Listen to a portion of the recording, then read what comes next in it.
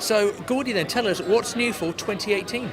Well, first of all, we've actually returned back to Pasadena, so we're here again, but this is the 7th edition, and there are some new elements to the show. First of all, we've got our first exhibitor reception, an icebreaker for people to get to know each other. We have a full supply chain at the event, and tiers 1, 2, 3.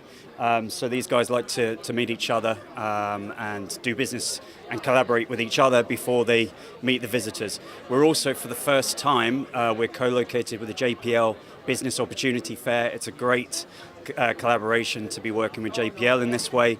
We're in JPL's hometown, and third year in Pasadena, they're joining us with a co-located show. We also have quite a few new companies attending for the first time, which is also good.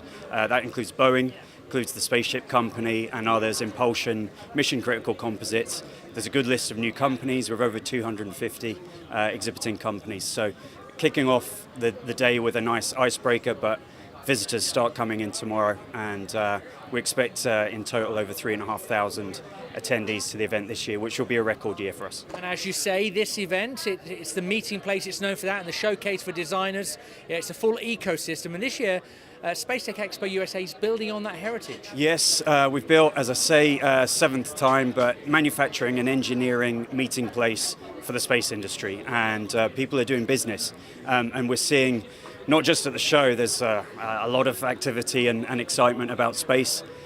Commercial, the business is happening, and this is really a number one meeting place to start those business conversations and get the networking flowing. And in one sentence, what is the need to know for this year in Pasadena?